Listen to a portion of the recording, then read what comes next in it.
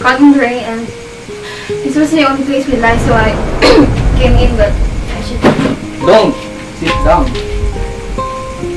And wait for the rain to stop.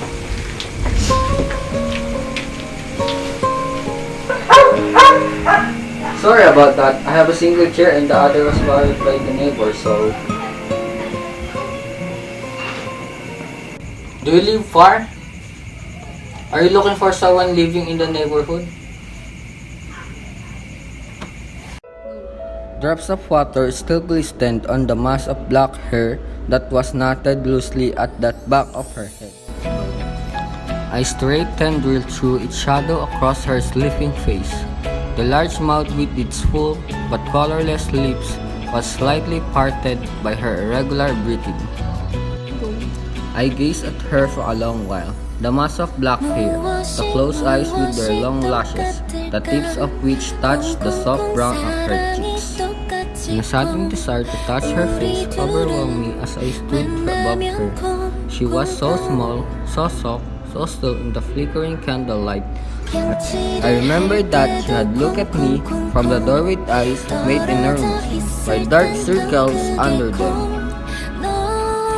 In the dim light of the lamp, I had not discerned the color of those eyes. Were they black or brown?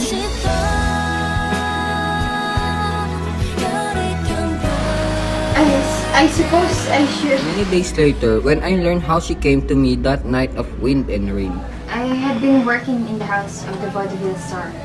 I had been happy, I assure you, because the señorita was kind. But the younger brother...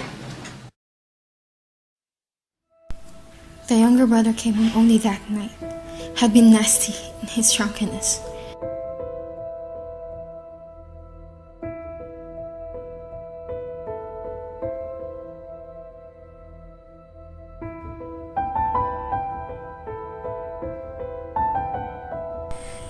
So I fled from the house away from those evil eyes, evil lips, and evil hands that seared my flesh with those touch. I wandered through the familiar streets until the sudden rain caught me. I should marry you. No, I will marry you. But you have to wait. Marriage costs money. The license. The other fees. But the señorita... I don't want you to go back to that house. And I shall pay for the license. Barranco rarely saw me. It was the cobbler who went to the market, hung the wet clothes in the backyard every morning, and made barely enough money to keep us both with rice and fish every day, much less for marriage.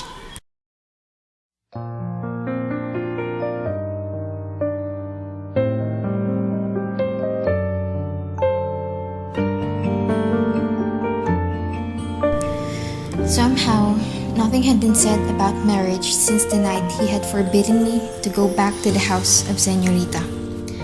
I argued with myself impatiently whenever the question furtively intruded my thoughts. When there were times when they did not have enough money for the market. Once or twice, I was tempted to go to the Señorita without his knowledge, but I could not think of a good excuse to leave the house for a long time. And I had learned about his anger, which was swift and silent and somehow terrible. I had incurred it once by making a friend of the wife of a neighbor and chatting for hours across the fence for the sheer pleasure of hearing another woman's voice. He had not said anything and had eaten his meal without waiting for me. And I cried.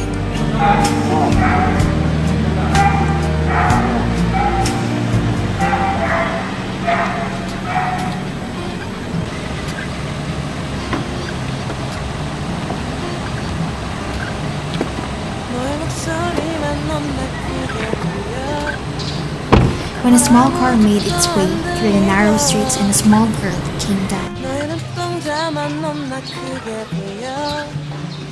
아니 내가 정말 미친 걸까 하루 종일 너만 생각하다 보니 머리가 이상해진 것 같아 혹시 내가 너를 좋아하게 돼버린 걸까 아니 내가 그냥 미친 걸까 너는 자꾸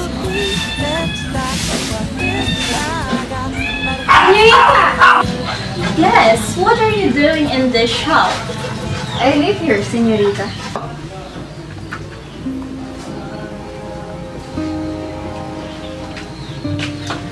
Come here, senorita. Please take a seat. I have come to take you back because Pepe is now living with mother. He told me what happened the night you left. The detective I heard took a long time to locate you. But he's going to marry me, senorita, as soon as we have enough money to pay the license and other fees. Well, here's your salary you forgot to ask for in your hurry to live. And here's my new address in case you change your mind. But senorita, The other bill is my gift to the bride. Now, is there anything else I can do for you?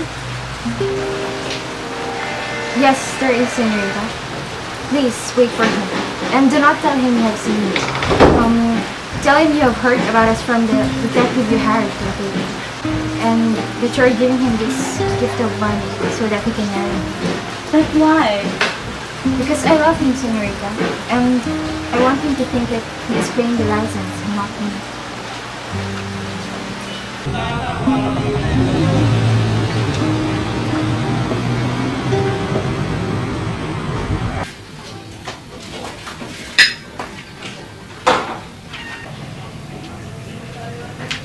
Where have you been?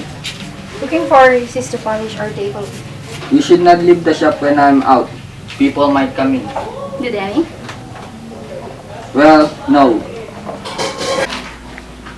I have a surprise for you. He was keeping the news a surprise. He would tell me about it tonight, and I hoped that there would be rain to remind him of the night I had come to him. And in a rush of penitence for the ugly and furtive thoughts that have troubled me in spite of myself, I ran my fingers through his hair. He was fast asleep.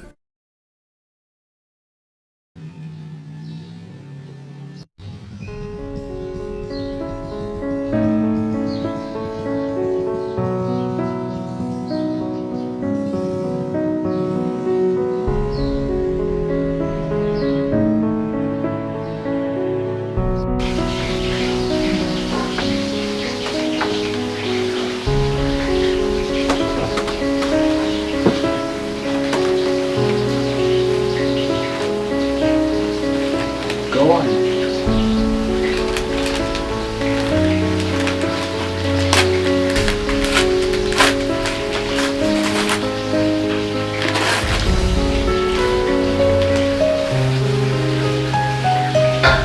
Scar?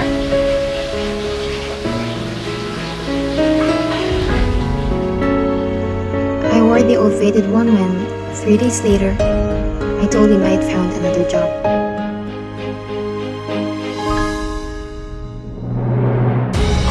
I found another job. But why?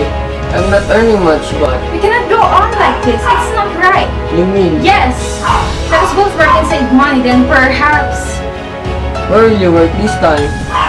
somewhere not very far from here.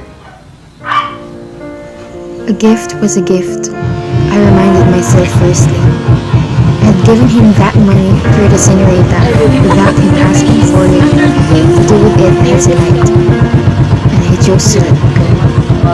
It's beautiful life 난 너의 곁에 있을게 It's beautiful life 너의 뒤에 서 있을게 Beautiful life 하늘 아래 너와 있다면 숨 쉬는 것만으로도 좋아 It's beautiful life, beautiful day 너의 기억에서 내가 살 텐데 Beautiful life, beautiful day 내 곁에서 머물러줘 Beautiful my love, beautiful you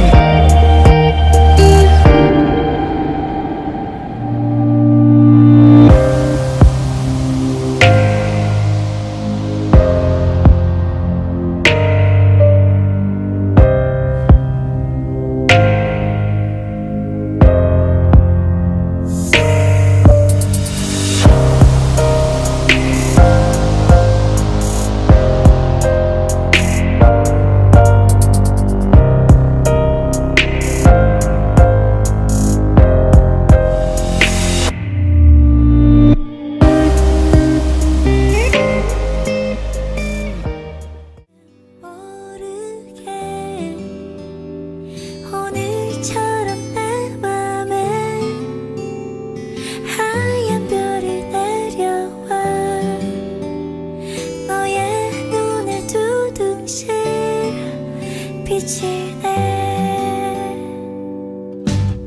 널 그려보네